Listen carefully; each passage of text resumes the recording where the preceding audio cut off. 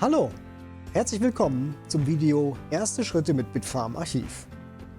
Mein Name ist Heino Schneider und ich möchte Ihnen als Einsteiger in die Welt des elektronischen Dokumentenmanagements einige Tipps für den Start geben.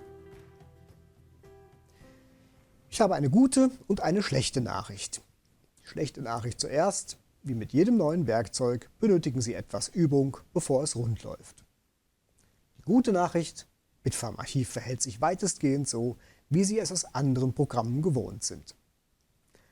Und Sie können nichts kaputt machen.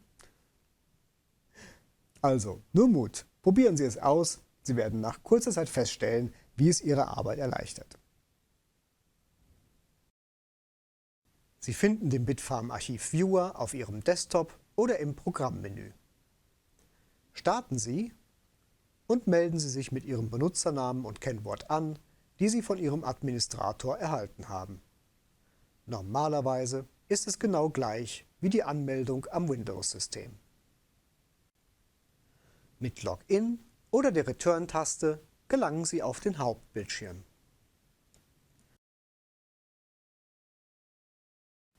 Beginnen wir eine kleine Rundreise. Hier auf der linken Seite ist, wie bei vielen anderen Programmen auch, die Ordnerstruktur untergebracht. Sie wird vom Administrator vorgegeben. Änderungswünsche sind also dort vorzutragen. In der Mitte findet sich alles, was mit der Suche nach Dokumenten zu tun hat. Verschiedene Eingabemasken von einer einfachen allgemeinen Suche bis zu speziellen Attributen, den sogenannten Zusatzfeldern, sind hier zu finden. Darunter zentral die wichtigsten Knöpfe: der Suchen-Knopf, der Reset-Knopf und der Modus-Knopf zum Bearbeiten von Dokumenten. Klicken wir mal auf Suchen.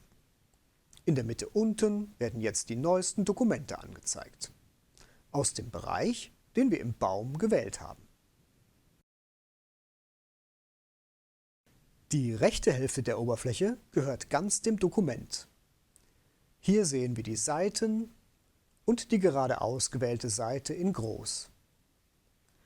Wir können mit dem Mausrad zoomen und uns mit gedrückter linker Maustaste in der Seite bewegen. Mit einem Doppelklick öffnet sich das Dokument in einem separaten Fenster. Über die Liste wechseln wir zu anderen Dokumenten, um uns einen Überblick zu verschaffen. Die Reset-Taste leert die Liste, sodass wir neu beginnen können. Wir können nun nach beliebigen Dokumenten suchen, indem wir ein Archiv im Baum wählen und einen oder mehrere Begriffe aus dem Inhalt des gesuchten Dokuments in das allgemeine Suchfeld eingeben. Hier einige Beispiele.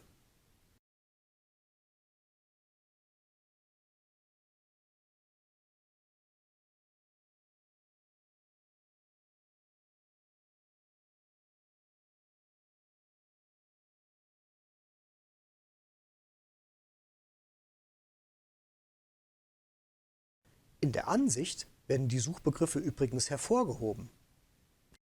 Mit der Taste F3 kann man direkt auf die entsprechenden Seiten springen.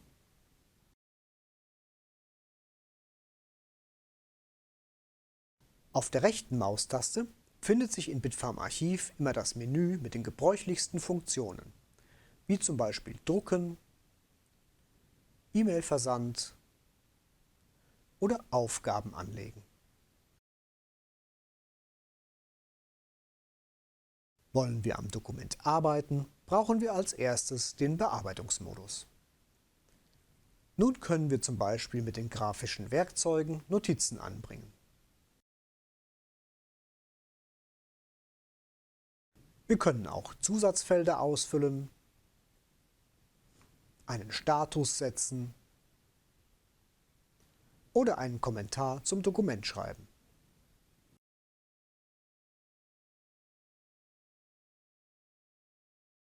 Mit F2 oder einem Klick auf Speichern verlassen wir den Modus wieder. Wenn wir unsere Liste organisieren wollen, können wir diese erweitern und die Spaltenanordnung ändern. Einfach mit der gedrückten linken Maustaste die Spalten wie gewünscht positionieren. Ein Klick auf den Spaltenkopf sortiert entsprechend. Über die rechte Maustaste erreicht man zusätzlich Filter, Gruppierungs- und Kalkulationsfunktionen. Hat man sich einmal vertan und kommt nicht mehr zurück, hilft Ansicht, Spaltensortierung aufheben.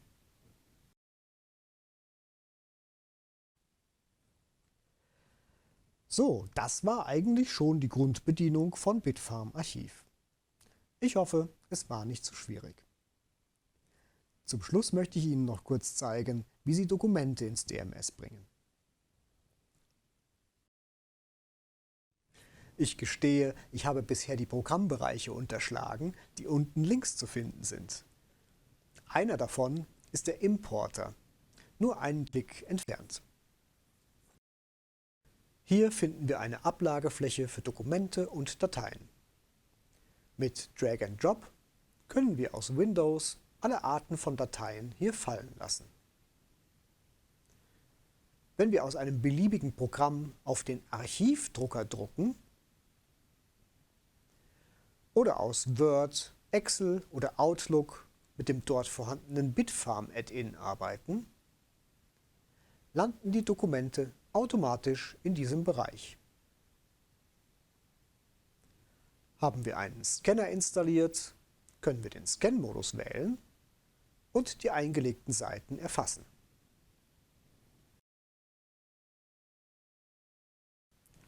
Der Importer bietet die Möglichkeit, Scan-Dokumente zu sortieren und zu stapeln, das Zielarchiv festzulegen sowie Felder auszufüllen. Zum Schluss den Klick auf Archivieren nicht vergessen. Dies war jetzt ein manueller Importvorgang. Bitfarm Archiv bietet aber auch weitreichende Automatisierung der Dokumentenerfassung. Allerdings wollen wir an dieser Stelle unseren ersten kleinen Ausflug in die Welt des elektronischen Dokumentenmanagements beenden. Ich hoffe, Sie konnten etwas mitnehmen. Schauen Sie gerne unsere anderen Videos, werfen Sie einen Blick in die Handbücher, aber vor allem probieren Sie es aus. Ich wünsche Ihnen viel Erfolg und Vergnügen bei der Benutzung unserer Software.